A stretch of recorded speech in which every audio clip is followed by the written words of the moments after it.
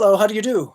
It's Scott Dikkers here from howtowritefunny.com, and I'm going to talk in this video about how to draw a comic strip and how to make money with it.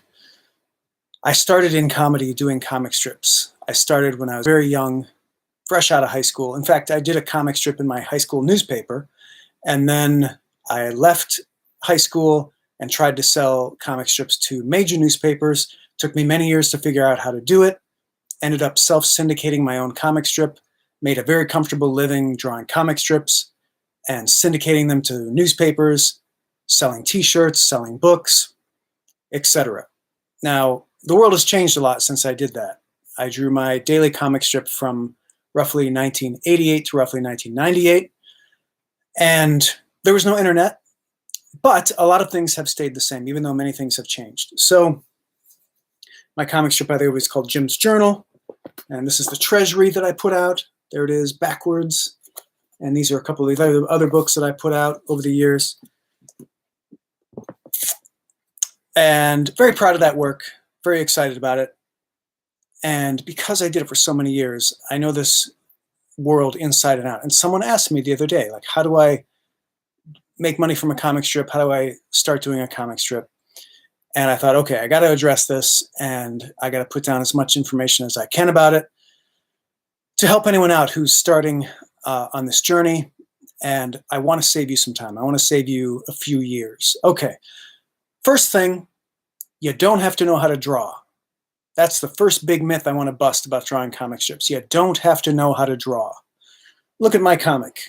It's stick figures, okay? I made a full-time living drawing a comic with stick figures, okay?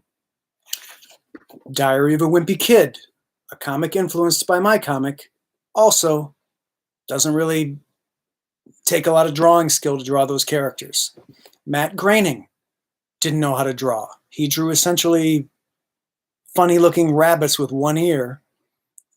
He mostly just wanted to write, and that's the real secret to good comic strips, is you need to think of it as writing, because it's the gags that make the comic. Whatever the drawing style is, it doesn't matter. It's the drawing that matters, and whatever your drawing style is, did I say drawing? It's the writing that matters, and whatever your drawing style is, as long as it matches that drawing, it's going to work, whatever your writing style is. So don't sweat it. Don't worry about it. Bad drawings are actually funnier than good drawings. Think about it. All that matters is it funny? Okay, and the way things are funny is through the writing, not the drawing. Almost never through the drawing. Now, it's possible something could be drawn, it could be funny, but it's usually a visual gag that you had to think up and write. So you're not going to get a lot of laughs from just drawing something funny. So check out my book, How to Write Funny, if you want to learn how to craft jokes. Everything I know about that is in that book. And start drawing. Start working on your personal style. You can copy other people's style to get your bearings, to learn, but as soon as possible, you want to have your own unique style that no one else has, and you want to tell jokes that are unique to you so that the pairing of your drawing and your writing is unique and different. Then you want to give it a title, and you want to start putting it out there. Nowadays, on the internet, where do you put that? You put it on Instagram, on Facebook, any kind of social media. Start a blog. Put it wherever you can online. Okay, there's a website where my cartoons still run in repeat, which is called Go Comics. That's the place where all of the sort of main comics go, and people can sign up to get comics sent to their feed. They're looking for new comics. There aren't a lot of people doing standard newspaper-sized comics for fun anymore. There are thousands of comics being drawn on the internet, but they're all weirdly sized, awkwardly sized, and that's fine. It works for Instagram or it works for other parts of the internet. But if you want to get plugged into the way legitimate newspaper comics are done, you have to do it according to the established newspaper comics sizes. Now, if you're watching this on Facebook, you may see a link that I put in the video to a series of books that I slipped onto Amazon. Haven't really told anyone about these books. They are blank comic strip books, fully customizable.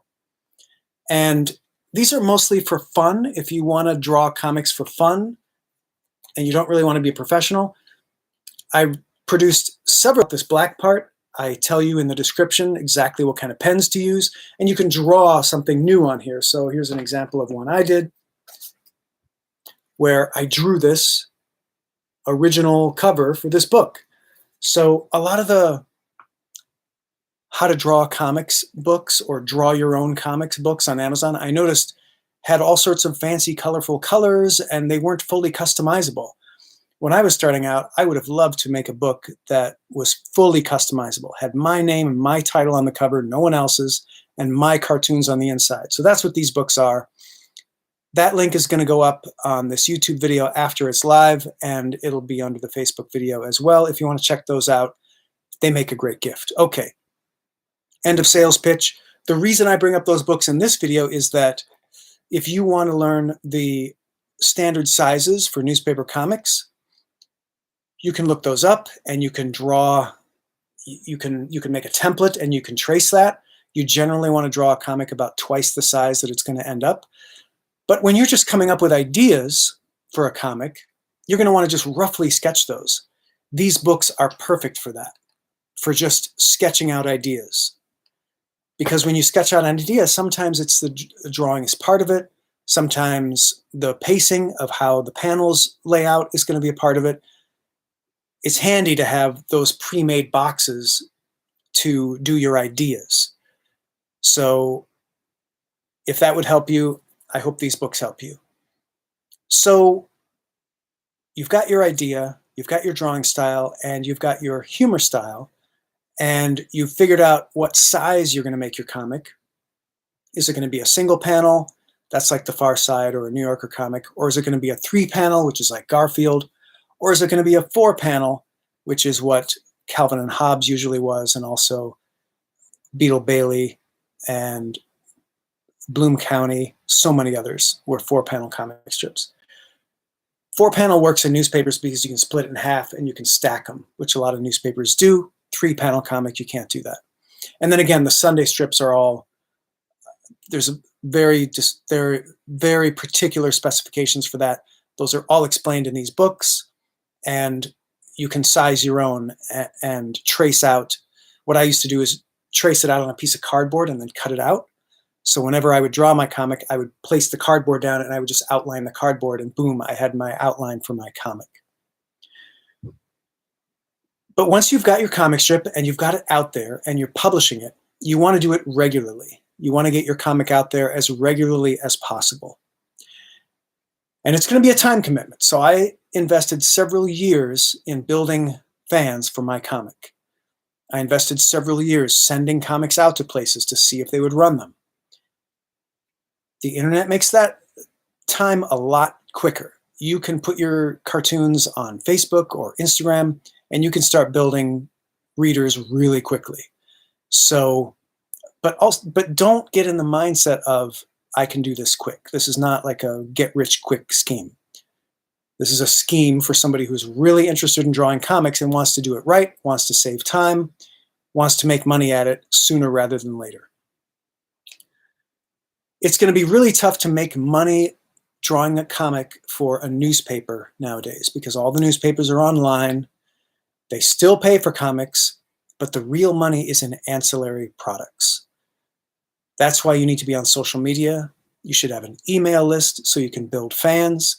And then you need to start making ancillary products like books, which are so cheap and free and easy to do. You just upload them to Amazon.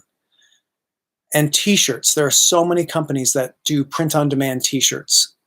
And this is going to work for you after you have a little bit of a fan base. It's not going to work right away. You're going to need to try out your concept and see if people catch on with it. If they don't, you need to start a different concept. Try that. I probably went through 6 or 7 different comic strip concepts before I arrived at the one that finally hit, which was Jim's Journal. And then I had other comic strips too that weren't as successful as Jim's Journal, but still did pretty well for me. Like Plebes, if you ever are interested in checking that out, that's on Amazon also. The ancillary products are going to be the key, and they're going to be the way that you make money drawing comic strips.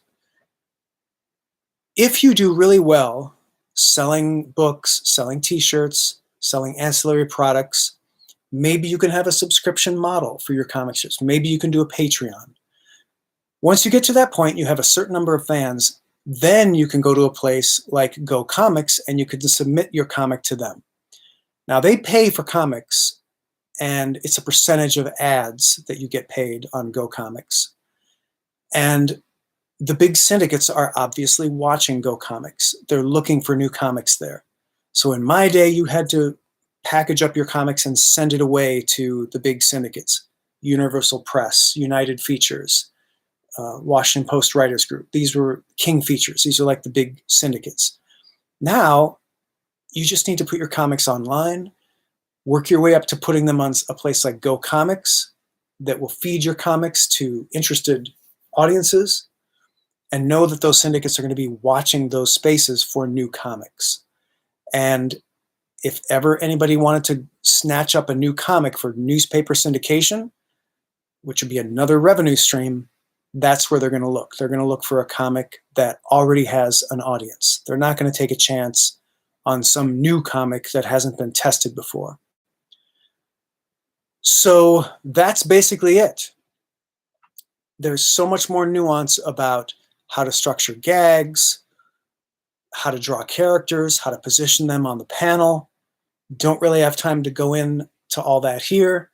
You can certainly learn a lot about that studying other comics, but there are really no rules. The great thing about comic strips is that that panel, that square that you're filling, is your square, and you can do whatever you want in that square. David Rees put clip art in that square and had great success with his comic Get Your War On.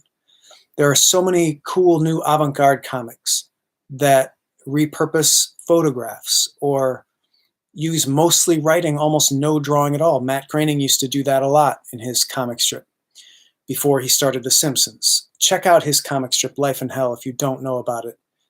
It's a great example, a textbook example of how the comic strip medium can be used as a vehicle for great writing. And the drawing is really secondary. And in his case, in a lot of his strips, non-existent. There really was no drawing at all. It was just writing. And I've done a few like that too. So don't get hung up on the rules or the customs. If you do that too much, you're going to be doing a comic strip that seems like all the other comic strips, and it's going to be a bit of a cliche.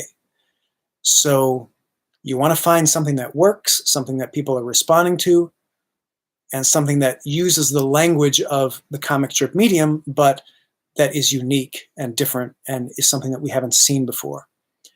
Think in terms of the audience that you're targeting. Is it for kids? Is it for grown-ups? Is it for a particular segment of the populace? These things all matter. The most successful comics are going to appeal to everyone. And marketing be damned.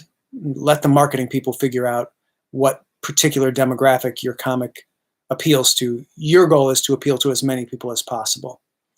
So a comic strip like Beetle Bailey, for example, was targeted toward people in the military, but it was accessible to everyone else, so it became a really popular comic strip. If you are going to target a niche with your comic, make sure that you target that niche, but also make it accessible to a wider audience. All right, everybody, that's my 2 cents on how to create comic strips. I hope my comic strip books are helpful to you. Check those out. They're super cheap. They're literally just the cost of printing, like $5 or $6 a piece.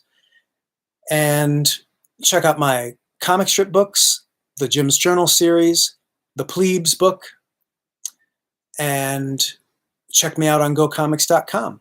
And again, for more tips on how to structure jokes, how to write gags for a comic strip or for any medium, check out my howtowritefunny.com website, where there's tons of free resources for how to write better jokes. And I hope to see you there. Take care, everybody.